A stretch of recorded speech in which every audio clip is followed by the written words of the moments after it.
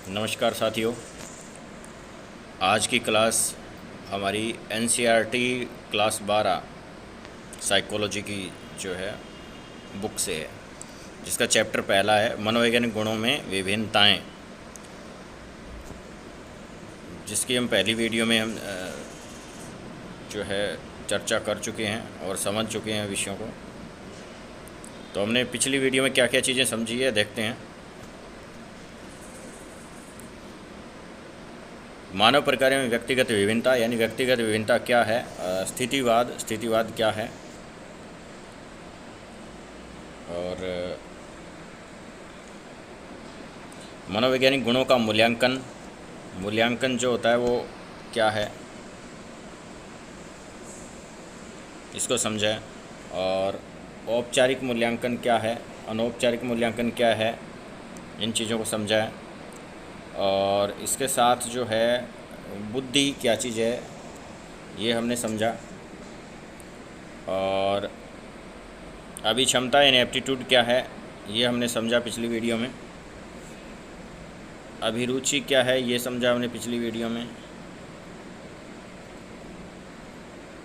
व्यक्तित्व पर्सनालिटी को समझा और मूल्य को समझा। अब आगे है मूल्यांकन की विधियाँ। यहाँ से हमारा रह गया था, तो हम शुरू करते हैं यहाँ से।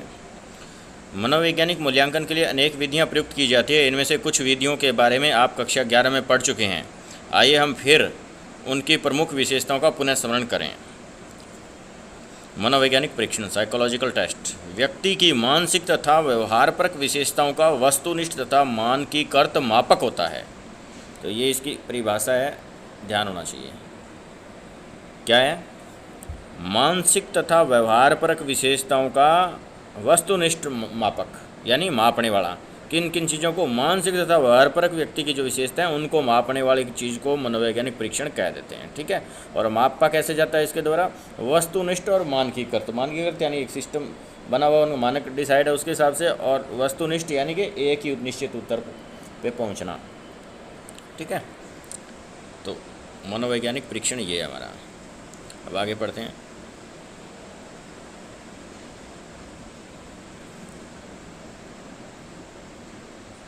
ऊपर बताई गई सभी मनोवैज्ञानिक विशेषताओं, उदाहरणार्थ बुद्धि, अभिक्षमता, ये मनोवैज्ञानिक विशेषताएं हैं। ठीक है। कि सभी विमाओं के मापन के लिए वस्तुनिष्ठ परीक्षण विकसित किए जा चुके हैं। इनको मापने के लिए जो वस्तुनिष्ठ परीक्षण जो है बन चुके हैं, उन्हीं को मनोवैज्ञानिक परीक्षण कहा जाता है। क्लिनिकल निदान, क्लिनिकल फील्ड में जो है इलाज के दौरान जो है या निदान के दौरान जो यूज किया जाता है, इन परीक्षणों का यूज किया जाता है। निर्देशन करने में, काउंसलिंग या गाइडेंस देने के अंदर इनका इस्तेमाल होता है। कार्मिक चयन, कार्मिकों के चयन के अंदर जो है मनोवैज्ञानिक परीक्षणों का इस्तेमाल होता है, यानी कर्मचारियों का जब चयन किया जाता है। स्थान फिक्स, कर्मचारियों या किन्हीं का स्थान फिक्स करना हो, रैंकिंग कर देनी हो, तो वहाँ भी मनोवैज्ञानिक परीक्षणों का जो है यूज किया जाता है। तथा प्रशिक्षण देने के दौरान भी मनोवैज्ञानिक परीक्षणों का जो है इस्तेमाल किया जाता है, जिससे पता लगता है कि उन्होंने कितना कुछ अचीवमेंट किया है। आदि कार्यों में इन परीक्षणों का व्यापक रूप से उपयोग किया जाता है। वस्तुनिष्ठ परीक्षणों के अतिरिक्त मनोवैज्ञानिकों ने विशेष रूप से व्यक्तित्व के मूल्यांकन के लिए कुछ प्रक्षेपी परीक्षणों का भी निर्माण किया है। यानी ये तो है, इसके साथ साथ में व्यक्तित्व के मूल्यांकन के लिए कुछ प्रक्षेपी परीक्षणों का निर्माण किया है। इसके बारे में अध्याय 2 में पढ़ेंगे। अध्याय 2 में बहुत विस्तार से प्रक्षेपी परीक्षणों के बारे में दे रखा है। किन के बारे में? प्रक्षेपी परीक्षणों के। व्यक्तित्व के प्रक्षेपी और प्रक्षेपी दो विधियाँ होते हैं। प्रक्षेपी परीक्षण किस तरीके के, वो आगे हम पढ़ लेंगे दूसरे चैप्टर में। तो नेक्स्ट हमारी जो आगे वीडियो आएगी उसमें ये डिटेल इस पर हम बात करेंगे। अब रही बात साक्षात्कार यानी इंटरव्यू। साक्षात्कार कहते हैं इंटरव्यू की विधि में परीक्षण करता है, व्यक्ति से वार्तालाप करके सूचना एकत्रित करता है। ये एक ऑथेंटिक परिभाषा एनसीईआरटी द्वारा दी गई। ठीक है। साक्षात्कार क्या है? साक्षात्कार की विधि में परीक्षण करता है, व्यक्ति से वार्तालाप करके सूचना एकत्र करता है, उसी को साक्षात्कार कहते हैं। आप इसे प्रयुक्त होते हुए देख सकते हैं जब कोई परामर्शद किसी सेवार्थी से अंतःक्रिया करता है। एक विक्रेता घर घर जाकर किसी विशिष्ट उत्पाद की उपयोगिता के संबंध में सर्वेक्षण करता है, तो ये भी साक्षात्कार हो गया। कोई नियोक्ता अपने संगठन के लिए कर्मचारी का चयन करता है, यानी कि नियोक्ता यानी कि जो नियुक्ति दे रहा है या संगठन का जो प्रभारी है, जो संगठन है, हाँ, वो उसे कुछ कर्मचारियों को रखना है, तो वो भी जो है साक्षात्कार के माध्यम से अपने कर्मचारियों को रखता है। कोई नियोक्ता अपने संगठन के कर्मचारियों का चयन करता है, अथवा कोई पत्रकार राष्ट्रीय या अंतर्राष्ट्रीय महत्व के विषयों पर महत्वपूर्ण व्यक्तियों का साक्षात्कार करता है। तो राष्ट्रीय अंतर्राष्ट्रीय महत्व के जो विषय है उनके ऊपर आप देखते हो टीवी के अंदर ऊपर जो पत्रकार जो लोग हैं वो इंटरव्यू लेते हैं और जो भी समस्या होती है, चुनौती होती है, उसके बारे में उनके विशेषज्ञों के जो है विचार जानते हैं, ताकि उस सिचुएशन पर किन तरीक़ों से काबू पाया जा सकता है। तो व्यक्ति से मिलके उससे वार्तालाप करके जो सूचना एकत्रित करने की विधि है वो साक्षात्कार है। साक्षात्कार बहुत व्यवस्थित भी हो सकता है, अव्यवस्थित भी हो सकता है, वो आगे की चीज़ें आगे चल के हम और पढ़ेंगे साक्षात्कार के बारे में। व्यक्ति अध्ययन यानी केस स्टडी। क्या केस स्टडी? विधि में किसी व्यक्ति के मनोवैज्ञानिक गुणों तथा उनके मनोसामाजिक और भौतिक पर्यावरण के संदर्भ में उसके मनोवैज्ञानिक इतिहास आदि का गहनता से अध्ययन किया जाता है। ये यहाँ परिभाषा है, बहुत इंपॉर्टेंट है यहाँ तक, ठीक है। व्यक्ति अध्ययन केस स्टडी में विधि में किसी व्यक्ति के मनोवैज्ञानिक गुणों और उसके मनोसामाजिक और भौतिक पर्यावरण के संदर्भ में मनोवैज्ञानिक इतिहास आदि का गहनता से अध्ययन किया जाता है। यानी मनोसामाजिक और भौतिक पर्यावरण यानी कि व्यक्ति जहाँ रह रहा है उसके चारों ओर जो एनवायरनमेंट है उसका, ठीक है, तो उसमें किस तरीके से वो हो रहा है, वहाँ उसकी जो हिस्ट्री जो है वो पता लगाई जाती है एक, तो वो व्यक्ति अध्ययन या केस स्टडी है। तो उसमें व्यक्ति का पूरा डेटा जो है सिस्टमेटिक किया जाता है, जब से उसने जन्म लिया है और अब तक की जो एज में है प्रेजेंट टाइम तक, तो वो व्यक्ति अध्ययन है केस स्टडी। और व्यक्ति केस स्टडी बनाई जाती है, उसमें बहुत अहम जो पॉइंट्स है वो सारे लिए जाते हैं। उस व्यक्ति का कैसा व्यवहार है, आस पड़ोस उससे पूछा, आस पड़ोस में जो लोग रह रहे हैं उनसे पूछा था, स्कूल के टीचर्स हैं उनसे मिल के उसके बारे में फीडबैक। कोई हॉस्पिटल से कोई दवाई चल रही हो लंबी तो वो डॉक्टर भी किसी व्यक्ति को उसको जानता है, तो वहाँ से भी हम डिटेल ले सकते हैं। तो बहुत सारे तरीके हैं केस स्टडी को बनाने के, वो केस स्टडी पे आगे विस्तार से हम देखेंगे, आगे चैप्टर्स में होंगे दूसरे में इसके बारे में। तो व्यक्ति का मतलब सिस्टमेटिक डेटा इसमें तैयार किया जाता है, कहने का मतलब ये है। इतिहास आदि का गहनता से अध्ययन किया जाता है। नैदानिक मनोवैज्ञानिक इस विधि का व्यापक रूप से उपयोग करते हैं। क्लिनिकल साइकोलॉजिस्ट जो है वो बहुत इस मेथड का यूज करते हैं, उनके लिए बहुत ज़रूरी होता है केस स्टडी को बनाना, जिससे वो समझ पाएँ कि जो हमारा क्लाइंट है वो किस तरीके की परिस्थितियों में रह के आया है और कैसा वो सोच सकता है, कैसा सोचता था और अब वो आगे कैसा सोचे। व्यापक रूप से उपयोग करते हैं। इच्छुक व्यक्ति महान व्यक्तियों के जीवन केस विश्लेषणों द्वारा उन महान व्यक्तियों के जीवन अनुभवों से सीख प्राप्त कर सकता है। इच्छुक व्यक्ति है कोई तो महान जो व्यक्ति हुए हैं, अब APJ अब्दुल कलाम है, उनके ऊपर जो केस स्टडी उनके संबंधित कोई बनी है तो उसको वो पढ़ेंगे तो पता लगेगा उन्होंने जीवन में किस तरीके से किया, क्या चुनौतियों का सामना किस तरीके से किया। तो वह एक मोटिवेशनल हो गया, ठीक है, तो व्यक्ति को मोटिवेशन मिलेगी, हाँ यार हम भी कर सकते हैं ऐसा। व्यक्ति अध्ययन में विभिन्न विधियों जैसे साक्षात्कार, परीक्षण, प्रश्नावली, मनोविज्ञान परीक्षण आदि के उपयोग से प्रदत्त आंकड़े एकत्रित किए जाते हैं। पद्धति आंकड़े मतलब आंकड़ों को पद्धत कहा जाता है हिंदी में, डेटा जिसको बोलते हैं। तो साक्षात्कार मेथड से भी व्यक्ति अध्ययन के अंदर जो है डेटा को कलेक्ट किया जाता है। परीक्षण के द्वारा, ऑब्जर्वेशन जो विधि है उसके द्वारा भी किया जाता है। प्रश्नावली यानी एक प्रश्नावली बना ली जाती है, उसमें 100, 200, 20, 30, 100, 200 कितने भी क्वेश्चन हो सकते हैं। तो वो जो प्रश्न है वो जीवन से संबंधित होते हैं और तो वो उसमें भी जो व्यक्ति का जो अध्ययन के लिए उसका डेटा प्राप्त मिलता है। मनोविज्ञान परीक्षण किए जा सकते हैं, उससे भी व्यक्ति का डेटा मिलेगा। तो कई सारे तरीके से मतलब व्यक्ति अध्ययन जो केस स्टडी है उसमें जो डेटा को संकलन किया जाता है। अब है प्रेक्षण, ऑब्जर्वेशन नेक्स्ट में व्यक्ति की नैसर्गिक या स्वाभाविक दशा में घटित होने वाली तात्क्षणिक व्यवहार पर घटनाओं का व्यवस्थित, संगठित तथा वस्तुनिष्ठ ढंग से अभिलेख तैयार किया जाता है। ये इसकी परिभाषा है NCERT के अकॉर्डिंग, ये आपको ध्यान में होनी चाहिए कि प्रेक्षण क्या है। व्यक्ति की नैसर्गिक या स्वाभाविक यानी स्वाभाविक दशा में घटित होने वाले व्यवहारों का संगठित और वस्तुनिष्ठ तरीके से अभिलेख तैयार किया जाता है। किसमें? प्रेक्षण में। यानी प्रेजेंट टाइम में व्यवहार घटित हो रहा है, ठीक है, स्वाभाविक दशा, वास्तविक दशा के अंदर घटित हो रहा है और तात्क्षणिक व्यवहार पर घटनाओं का व्यवस्थित, पहला है किस तरीके से डेटा का एकत्रित किया है, व्यवस्थित, सिस्टमेटिक, संगठित तथा वस्तुनिष्ठ निश्चित, कहीं एक उत्तर पे पहुंचने वाला, आत्मनिष्ठ नहीं कि कुछ भी मन में आया वैसा ही कर लिया, एक विधि विधान से जो तरीका होता है उसके तरीके से। तो व्यवस्थित, संगठित और वस्तुनिष्ठ ढंग से जब अभिलेख प्राप्त हो जाते हैं तो उनकी वैल्यू बहुत होती है। तब नेक्स्ट देखते हैं इसमें। अब कहता है कि कुछ गोचर जैसे मातृ शिशु अंतःक्रिया, माँ और शिशु की अंतःक्रिया कैसे, उसको हम ऑब्जर्व कर सकते हैं, देख सकते हैं। एक माँ बच्चे को खिला रही है, वो हंस रही है, बच्चा भी उसको देख के हंस रहा है, सुकून मिल रहा है उस बच्चे को, तो उनके जो अंतःक्रिया किस तरीके की हो रही है उनको हम समझ सकते हैं प्रेक्षण के द्वारा। तो बहुत सारी चीज़ें हैं जिसको हम ऑब्जर्वेशन करके समझ सकते हैं। ऑब्जर्वेशन भी कई दो टाइप के मुख्य रूप से, या जो भी हम आगे ऑब्जर्वेशन के जो लेसन में इसको ठीक से पढ़ेंगे। प्रेक्षण प्रणाली की एक बड़ी समस्या यह है कि इसमें स्थिति पर प्रेक्षण का बहुत कम नियंत्रित होता है और प्रेक्षण से प्राप्त विवरण की प्रेक्षक द्वारा व्यक्तिनिष्ठ व्याख्या की जाती है। यानी कि बात यहाँ हो रही है ना वस्तुनिष्ठता, ये देखिए वस्तुनिष्ठता की यहाँ बात हुई है, ठीक है। जबकि लास्ट में कह रहा है कहीं ना कहीं वस्तुनिष्ठ कितना ही चाहे हो, लेकिन फिर भी लास्ट में व्यक्तिनिष्ठ व्याख्या हो ही जाती है। ऑब्जर्व करने वाला व्यक्ति है, ठीक है, वो अपने जो पर्सनल उसके ट्रेड्स जो है, विशेषज्ञ जो है, उनके आधार पे थोड़ा बहुत डिसीजन तो कर ही देता है। तो कहीं ना कहीं मतलब एक बहुत टॉप वस्तुनिष्ठ हम कह सकते हैं कि 100% वस्तुनिष्ठता ही है, तो ऐसा नहीं है, इसमें व्यक्तिनिष्ठता भी कहीं ना कहीं आ जाती है, इसकी कमी के रूप में देखी जा रही है यहाँ, ठीक है। अब नेक्स्ट है जी आत्म प्रतिवेदन या सेल्फ रिपोर्ट। सेल्फ रिपोर्ट खुद के द्वारा दी गई एक रिपोर्ट अपने बारे में, वह विधि जिसमें व्यक्ति स्वयं अपने विश्वासों, मतों आदि के बारे में तथ्यात्मक सूचनाएं प्रदान करता है। व्यक्ति के विश्वास कहते हैं, उसकी सोच कैसी है, उसके जो है विचार कैसे हैं, उनके बारे में सूचनाएं प्रदान किया, वही आत्म प्रतिवेदन है। तो ये यहाँ देखिए ये परिभाषा है, ठीक है, ये 2 लाइन की परिभाषा है, इसको अच्छे से आप समझें, ये आपको पता होनी चाहिए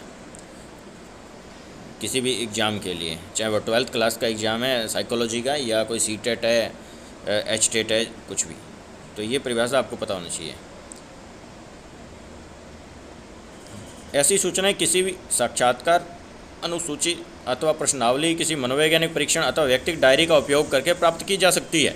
ये तरीके बता दिए कैसे कैसे प्राप्त की जा सकती है, यानी कि वो मनोवैज्ञानिक परीक्षण, साइकोलॉजिकल टेस्ट कर सकते हैं, उससे भी कुछ मतलब व्यक्ति के बारे में पता चलेगा, हमें सेल्फ रिपोर्ट बनाने में जो है मददगार होगा। साक्षात्कार या अनुसूची जो है, साक्षात्कार अनुसूची, साक्षात्कार लेने के लिए जो एक सूची तैयार की जाती है प्रश्नों की कि ये प्रश्न पूछे जाएंगे, वही एक साक्षात्कार अनुसूची है। व्यक्तिगत डायरी में व्यक्ति अपने बारे में लिखता है, रोज़ आके वो 10-20 लाइनें अपने बारे में लिख देता है, तो वो डायरी हमें मिल गई, तो पिछले 10 साल में व्यक्ति कैसा कैसा लिख रहा था, कैसा कैसा सोच रहा था, तो उसके बारे में पता चल जाएगा। तो आत्म प्रतिवेदन यानी वैसे तो खुद के बारे में लिखा गया, तो व्यक्तिगत डायरी सबसे उत्तम है आत्म प्रतिवेदन में। और इन तरीक़ों से यहाँ जो है आत्म प्रतिवेदन में जो डेटा का संकलन किया जाता है। अब आइए बुद्धि, इंटेलिजेंस। व्यक्तियों की पारस्परिक भिन्नता जानने में बुद्धि का एक मुख्य निर्मिति है। बुद्धि एक मुख्य निर्मिति है। एक व्यक्ति से दूसरे व्यक्ति भिन्न क्यों है ये जानने में बुद्धि का इम्पोर्टेंट रोल है, इसका कहने का मतलब है। बुद्धि बड़ा रोल रखती है, किसी में कम बुद्धि है, किसी में ज़्यादा है, इसीलिए व्यक्ति एक दूसरे से अलग हो रहे हैं। उसका एक बड़ा कारण ये भी है, और भी बहुत कारण है, लेकिन ये भी है। किसी व्यक्ति की बुद्धि जानने से यह भी ज्ञात होता है कि वह अपने पर्यावरण के अनुरूप अपने व्यवहार को किस प्रकार अनुकूलित करता है। इस खंड में आप बुद्धि तथा उसके विभिन्न स्वरूपों के बारे में पढ़ पाएंगे। ये कह रहा है कि पर्यावरण को कैसे अनुकूलित करता है व्यक्ति, बुद्धि के द्वारा पता चलता है, ठीक है। पर्यावरण के अनुरूप अपने आप का व्यवहार कैसे अनुकूलित करता है, इस बात कह रहा है, ठीक है। सामान्य जन बुद्धि के स्वरूप के बारे में जो समझते हैं मनोवैज्ञानिकों द्वारा उससे बिल्कुल भिन्न ढंग से इसे समझा जाता है। यदि आप किसी बुद्धिमान व्यक्ति के व्यवहारों का प्रेक्षण करें तो आप पाएंगे कि उसमें मानसिक सतर्कता, हाजिरी जवाबी, शीघ्र सीख लेने की योग्यता और संबंधों को समझ लेने की योग्यता जैसे अनेक गुण होते हैं। तो इस तरीके के जो है गुण जो है इसमें पाए जाते हैं। जबकि एक आम आदमी इंटेलिजेंट किसे मानते हैं ये समझना बहुत ज़रूरी है। वे किसी और ही कुछ और ही व्यक्ति में कारण ढूंढ रहे होते हैं। वे किसी चापलूस व्यक्ति को भी आम आदमी इंटेलिजेंट कह सकता है। काम चुराने वाले व्यक्ति को भी कभी कभी वो इंटेलिजेंट समझ लेते हैं कि ये ठीक है, ये इंटेलिजेंट है। तो इंटेलिजेंट मनोवैज्ञानिक किसे समझते हैं ये समझना बहुत ही ज़रूरी है। उनमें एक हाजिरी जवाबी का गुण पाया जाता है कि हाँ जी हाँ कैसे होगा, क्यों होगा, तुरंत वही एक्टिव होते हैं, ठीक है। शीघ्र सीख लेने की योग्यता उनमें होती है। संबंधों को समझ लेने की योग्यता होती है। हिडन जो संबंध उनको खासतौर पे भी अच्छे से समझ पाते हैं, ठीक है। अब देखो नेक्स्ट, अब कह रहा है ऑक्सफोर्ड शब्दकोश की बात आ रही है, ठीक है। ये बहुत इंपॉर्टेंट है। ऑक्सफोर्ड शब्दकोश ने बुद्धि को क्या किस रूप में देखा है, ये इंपॉर्टेंट क्वेश्चन है CTET के लिए, HTET के लिए, रीट के लिए, या 12th की जो साइकोलॉजी का एग्ज़ाम है उसके लिए। ऑक्सफोर्ड शब्दकोश ने बुद्धि को प्रत्यक्षण करने, परसीविंग, सीखने, लर्निंग, समझने, अंडरस्टैंडिंग और जानने, नोइंग की योग्यता के रूप में परिभाषित किया है। ये 3 शब्द है, इन तीनों शब्दों को हिंदी और इंग्लिश में अच्छे से समझ लो। कहीं भी आ सकता है कि ऑक्सफोर्ड शब्दकोश के अनुसार बुद्धि क्या है। तो ये 3 आंसर होंगे, वहाँ आंसर में दिए होंगे, प्रत्यक्षण करने, सीखने, समझने और जानने। 4, ये 4 बातें दी होगी, ठीक है। वहीं आपको टिक लगाना होगा। तो ये बहुत इंपॉर्टेंट है, मोस्ट इम्पोर्टेंट है। योग्यता के रूप में परिभाषित किया। बुद्धि के प्रारंभिक सिद्धांतकारों ने भी इन्हीं गुणों द्वारा बुद्धि को परिभाषित किया था। इन्हीं गुणों के हिसाब से सबसे पहले जो बुद्धि पे काम शुरू हुआ तो इन्हीं गुणों को माना गया। अल्फ्रेड बिने बुद्धि के विषय पर शोध कार्य करने वाले पहले मनोवैज्ञानिकों में से एक थे। सबसे पहले कुछ मनोवैज्ञानिक काम कर रहे थे, उन्हीं में अल्फ्रेड बिने थे, ठीक है। उन्होंने बुद्धि को अच्छा निर्णय लेने, अब अल्फ्रेड बिने के हिसाब से ये परिभाषा आ गई है, ठीक है। ये भी बहुत इंपॉर्टेंट है। देखिए, उन्होंने बुद्धि को अच्छा निर्णय लेने की योग्यता, अच्छा बोध करने की योग्यता और अच्छा तर्क प्रस्तुत करने की योग्यता के रूप में परिभाषित किया है। समझ रहे हैं? ये 3 लाइनें बहुत इंपॉर्टेंट है। किस लिए? कि अल्फ्रेड बिने ने किस तरीके से परिभाषित किया। अच्छा निर्णय लेने की योग्यता, अच्छा बोध करने की योग्यता और अच्छा तर्क प्रस्तुत करने की योग्यता के रूप में जो अल्फ्रेड बिने ने, जो सबसे पहले मनोवैज्ञानिकों में से एक थे जिन्होंने बुद्धि पे काम स्टार्ट किया कि बुद्धि क्या है, ठीक है। अब नेक्स्ट देखते हैं। फिर वेस्टलर आ गया, ठीक है, जिनका बनाया गया बुद्धि परीक्षण बहुत व्यापक रूप से उपयोग किया जाता है, ने बुद्धि को उसकी प्रकार्यात्मकता के रूप में समझा है। अर्थात उन्होंने पर्यावरण के प्रति अनुकूलित होने में बुद्धि के मूल्य को महत्व प्रदान किया है। पर्यावरण के प्रति अनुकूलित होने में बुद्धि के मूल्य को महत्व प्रदान किया है। पर्यावरण के साथ अनुकूलित हो जाते व्यक्ति। वेस्टलर के अनुसार, ये परिभाषा वेस्टलर की है, ठीक है, बहुत इंपॉर्टेंट है, इसे भी आपको समझना होगा। बुद्धि व्यक्तित्व की वह समग्र क्षमता है, फिर तो देखें, बुद्धि व्यक्ति की वह समग्र क्षमता है जिसके द्वारा व्यक्ति सैविक चिंतन करने, यानी व्यक्ति सैविक चिंतन करता है, उद्देश्य व्यवहार करने, उद्देश्यपूर्ण व्यवहार करेगा इससे, ठीक है, अपने पर्यावरण से प्रभावी रूप से निपटने में समर्थ होता है। इन्वायरमेंट में जो भी चैलेंजेस आ गया उससे प्रभावी इफेक्टिव रूप से वो निपट लेगा। कुछ अन्य मनोवैज्ञानिक जैसे, तो ये परिभाषा किसकी हुई? वेस्टलर की, ठीक है। कुछ अन्य मनोवैज्ञानिक जैसे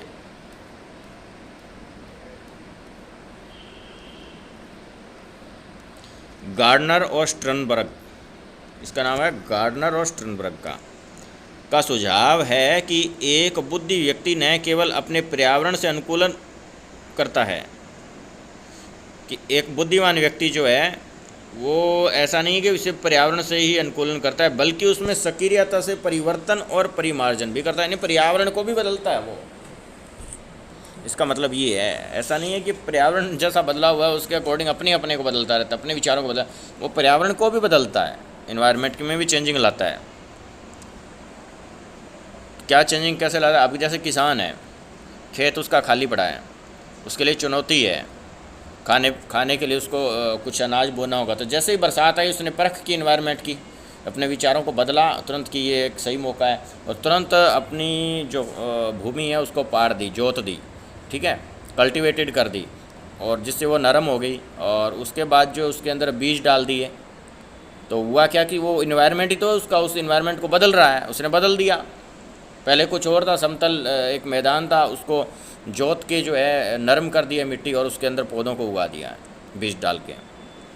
तो एनवायरनमेंट को भी परिवर्तन कर रहा है वो अपनी बुद्धि की सहायता से। ये गार्डनर और स्टर्नबर्ग ने कहा। अब देखिए, आपको बुद्धि का संपर्त्य और उसका क्रम विकास बुद्धि के कुछ महत्वपूर्ण सिद्धांतों की विवेचना किए जाने के उपरांत समझ में आ जाएगा। अब देखो बुद्धि के सिद्धांत। मनोवैज्ञानिकों ने बुद्धि के अनेक सिद्धांतों का प्रतिपादन किया है। इन सिद्धांतों को मोटे तौर पर मनोमिति की संरचनात्मक अप्रोच या उपागम अथवा सूचना प्रक्रमण उपागम, 2 मनोमिति की या फिर इसको संरचनात्मक उपागम बोल देते हैं एक, और दूसरा बता दिया सूचना प्रक्रमण उपागम का प्रतिनिधित्व करने वाले 2 वर्गों में वर्गीकृत किया है। तो मोटे रूप में बुद्धि के जो सिद्धांत है उनको 2 भागों में बांट दिया है। पहले को क्या कहते हैं, मनोमितिकी या संरचनात्मक अप्रोच या उपागम, ठीक है, और दूसरे को होता है सूचना प्रकरण उपागम। दोनों में अंतर क्या है देख लेते हैं, नीचे दिया है, पहले से पढ़ लेते हैं। मनोमितिकी उपागम, इसको साइकोमेट्रिक अप्रोच भी कह देते हैं, में बुद्धि को अनेक प्रकार की योग्यताओं के एक समुच्चय माना है।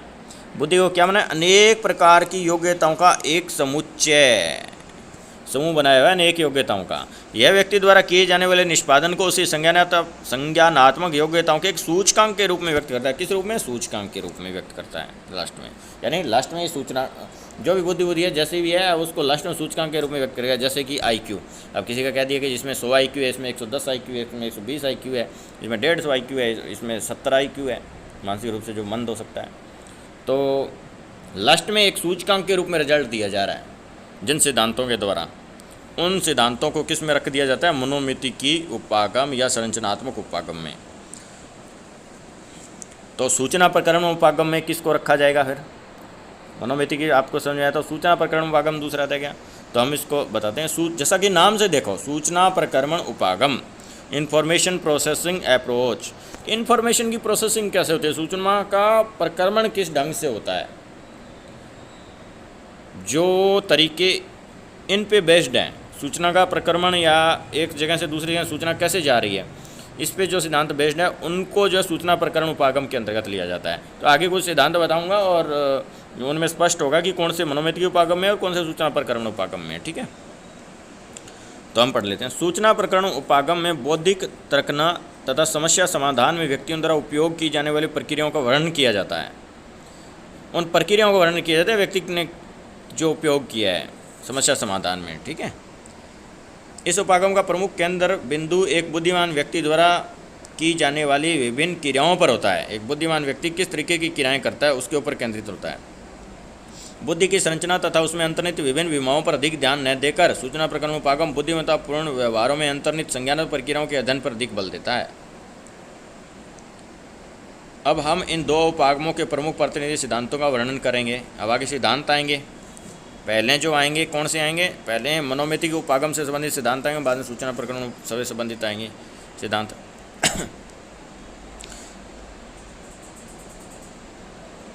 हम पहले बता चुके हैं कि बुद्धि के संप्रत्यय को मानसिक संक्रियाओं के रूप में औपचारिक बनाने का प्रयास करने वालों में अल्फ्रेड बिने प्रथम मनोवैज्ञानिक से पहले ये बात हो चुकी है। कौन थे, अल्फ्रेड बिने सबसे पहले वालों में एक थे ये। बिने के पहले बुद्धि के संबंध में साधारण वर्णन भिन्न भिन्न सांस्कृतिक परंपराओं में उपलब्ध अनेक दार्शनिक निबंधों में मिलता है। दार्शनिकों ने जो अनेक ट्रेडिशनल वो कल्चरल जो है एक निबंध जो बना रखे थे उनमें जो है वर्णन मिलता था। बिने द्वारा दिया गया बुद्धि का सिद्धांत बहुत ही सरल प्रकार का है। बिने ने सबसे पहला था सिद्धांत देने वाला, तो इन्होंने बहुत सरल रूप से सरल सा सिद्धांत दिया जिसको एक कार के सिद्धांत बोल देते हैं, क्योंकि इस सिद्धांत की उत्पत्ति अधिक बुद्धिमान और कम बुद्धिमान व्यक्तियों की अलग अलग पहचान करने के प्रयासों के अंतर्गत हुई। बस ये शुरू में इतना ही देखना चाहते बुद्धिमान ज़्यादा कौन है और कम कौन है। तो जब ये काम किए जाने लगे तो उसके अंतर्गत समझ में आया कि बुद्धि में यार कोई विशेषता है, तो इन्होंने एक कारक पे फोकस किया।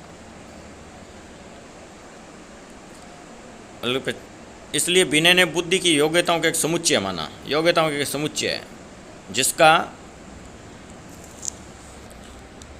उपयोग व्यक्ति के पर्यावरण में स्थित किसी एक अथवा समस्त समस्याओं का समाधान करने में किया जा सकता है।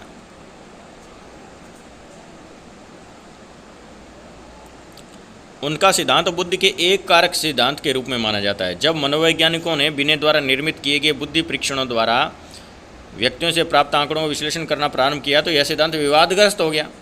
तो इन्होंने कहा कि बुद्धि संपूर्ण कारकों को मिला के एक कारक की बनता है, मेन जो बनता है, इसलिए इन्होंने एक कारक सिद्धांत उसको कह दिया। इंग्लिश में कहते हैं वन फैक्टर थ्योरी। तो ये बिने ने दी सबसे पहले। तो वो एक शुरुआत था जब वो बुद्धि पे मतलब खोजबीन करना शुरू किया था।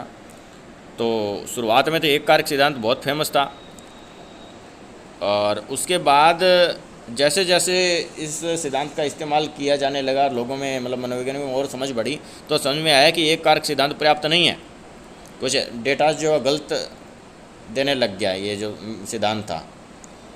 तो समझ में आया कि अब एक नए सिद्धांत की आवश्यकता है।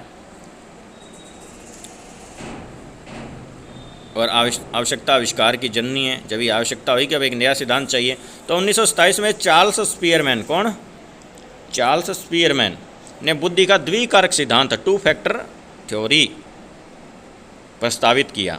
यह सिद्धांत कारक विश्लेषण की सांख्य की विधि पर था। किस पे था? कौन सी पे? सांख्य की विधि पे था। कारक विश्लेषण की सांख्य की विधि, ये भी इंपॉर्टेंट क्वेश्चन है। उन्होंने प्रदर्शित किया कि बुद्धि के अंतर्गत एक सामान्य कारक, ये बहुत इंपॉर्टेंट, मोस्ट इंपॉर्टेंट क्वेश्चन है किसी भी C TET, M P TET, H TET, REET सब के लिए। सामान्य कारक, साकारक, हिंदी में इसको साकारक बोलते हैं, इंग्लिश में जनरल फैक्टर बोल देते हैं, ठीक है। और तथा कुछ विशिष्ट कारक, दूसरा होता है विशिष्ट कारक, या हिंदी में इसको वी कारक बोल देते हैं शॉर्ट में, और एस स्पेशल फैक्टर, ठीक है। तो दो भागों में बांट दिया, सामान्य कारक और विशिष्ट कारक। इसलिए सिद्धांत का नाम रख दिया द्विकारक सिद्धांत। क्या नाम है? द्विकारक सिद्धांत। तो पहला कौन सा है? सार कारक, दूसरा कौन है? विशिष्ट कारक, या शॉर्ट में कह दिया साकारक, वी कारक, और इंग्लिश में कह दिया जनरल फैक्टर, स्पेशल फैक्टर, ठीक है। ये 2 फैक्टर हैं। साकारक के अंतर्गत वे सभी मानसिक संक्रियाएं होती है जो प्राथमिक है और जिनका प्रभाव सभी प्रकार के कार्यों के निष्पादन पर पड़ता है। यानी जो प्राथमिक योग्यताएं हैं वो सभी व्यक्तियों में जरूरी है, वो साकारक सामान्य कारक में आती है। यानी सभी व्यक्तियों में, इनका कहने का मतलब था कि साकारक सभी व्यक्तियों में होता है, जबकि वी कारक कुछ विशिष्ट व्यक्तियों में होता है, विशिष्ट मात्रा में होता है, जिससे वो अपनी विशिष्टता रखते हैं वी कारक से, जिनका प्रभाव सभी प्रकार के कार्यों में निष्पादन पड़ता है। उन्होंने बताया कि प्रत्येक व्यक्ति में साकारक के साथ साथ कई विशिष्ट योग्यताएं भी होती हैं। इन विशिष्ट योग्यताओं को उन्होंने क्या कहा? उन विशिष्ट योग्यताओं को वी कारक का। श्रेष्ठ गायक, इनका मतलब है कि उसमें वी कारक होता है श्रेष्ठ गायक में। वास्तुकार, वैज्ञानिक, खिलाड़ी आदि में साकारक उच्च स्तर के हो सकते हैं, तभी तो वे इतनी चरम सीमा पर पहुँचे होते हैं अपनी फील्ड में। परंतु उनमें विशिष्ट क्षेत्रों से संबंधित विशिष्ट योग्यताएँ होती है। उनमें साकारक तो है ही है, उसके साथ विशिष्ट कारक, वी कारक या स्पेशल कारक, एस फैक्टर जो है वो भी उनमें होता है, तभी वो अपनी चरम सीमा पे अपने खेल में या जिसमें भी है संबंधित सेक्टर में पहुंचते हैं, जिनके कारण वे अपने अपने क्षेत्र में श्रेष्ठ हो जाते हैं। स्पीयरमैन के सिद्धांत के बाद लुईस थ्रस्टन ने एक सिद्धांत दिया, नाम क्या था? प्राथमिक मानसिक योग्यताओं का सिद्धांत। प्राथमिक मानसिक योग्यताओं का सिद्धांत, theory of primary mental abilities. कितनी थी? ये 7 बताई गई हैं, ठीक है। कितनी? 7। तो ये भी शॉर्ट में क्वेश्चन बन जाता है कि प्राथमिक मानसिक योग्यताओं का सिद्धांत किसने दिया? कि लुईस थ्रस्टन ने दिया। और प्राथमिक मानसिक योग्यताओं में सिद्धांत में कि कितने जो है पॉइंट है इसके अंदर, तो वो है 7। इसलिए से 7 प्राथमिक मानसिक योग्यताएं भी कह दिया जाता है। यह दी हुई 7 प्राथमिक मानसिक योग्यताएं होती हैं जो एक दूसरे से अपेक्षाकृत स्वतंत्र होकर कार्य करती है। ये योग्यताएं हैं वाचिक, यानी कि वर्बल, मुंह से बोलने वाला इस्तेमाल जहाँ हो, शब्दों, संपर्कों, विचारों के अर्थ को समझना, ये वाचिक बोध में आ गया, ठीक है। संख्यात्मक योग्यताएं, न्यूमेरिकल योग्यताएं, नंबर्स, मैथमेटिक्स के जो होते हैं, संख्यात्मक तथा अभिकलनात्मक कार्यों को गति और परिशुद्धता से करने का कौशल। तीसरा है देशिक संबंध, स्पैचियल, प्रतिरूपों तथा रचनाओं का मनस प्रत्यक्षीकरण कर लेना, मन में प्रतिरूपों को सही सेट कर लेना। 4 नंबर है प्रात्यक्षिक गति, विस्तृत प्रत्यक्षीकरण करने की गति। प्रत्यक्षण जो करना होता है उसकी वो एक विस्तृत प्रत्यक्षीकरण कर सकता है उच्च बुद्धि वाला, इसका मतलब ये है। 5वां दे दिया बुद्धि के अंतर्गत शब्द प्रवाह। उच्च बुद्धि रखेगा तो शब्दों का उसमें प्रवाह होगा, नम्यता का उपयोग कर लेगा, शब्दों का बहुत प्रवाह होगा, नए नए शब्द होंगे, वोकैबुलरी स्ट्रांग होगी उनकी, लुईस थ्रस्टन के अनुसार, ठीक है। समर्थी का क्या काम होता है? सूचनाओं के पुनः स्मरण में परिशुद्धता। अब कुछ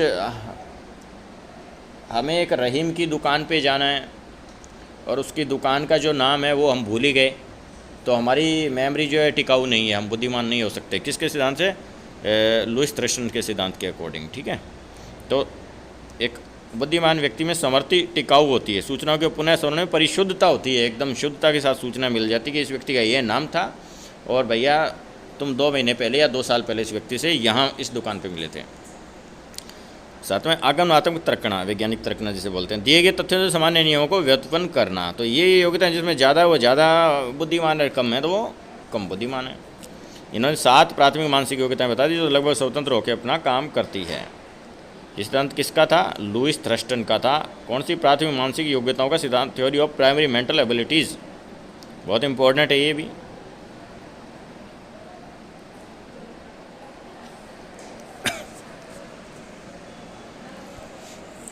इसके बाद आर्थर जेनसन ने बुद्धि का एक पदानुक्रमिक मॉडल प्रस्तुत किया है। आर्थर कौन थे?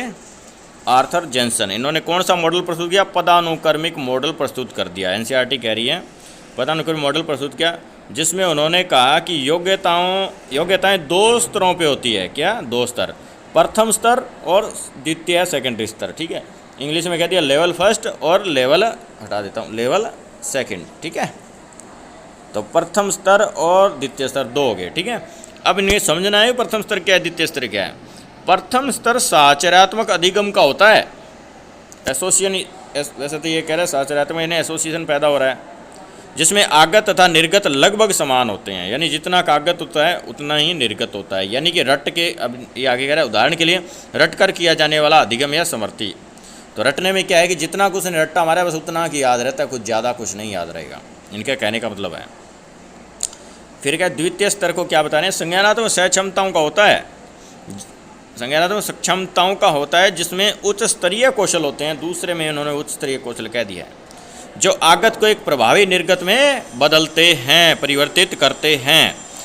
तो सेकेंडरी में क्या होता है कि समझ के सीखा जाता है, आप समझ आ जाता है। तो जब व्यक्ति समझता है किसी चीज़ को तो वहाँ क्या बेनिफिट होता है? वहाँ बेनिफिट ये होता है कि व्यक्ति जो है जितना सीख पाया उसका भविष्य में फुल यूज कर सकता है, वो दूसरी चीज़ों में भी उसका यूज कर सकता है। तो ऊपर वाले में जो फर्स्ट लेवल है उसमें सिर्फ रट के सीख रहा है, दूसरे में वो समझ के सीख रहा है। इस वीडियो में इतना ही, नेक्स्ट जो है हम अगली वीडियो में करेंगे। धन्यवाद।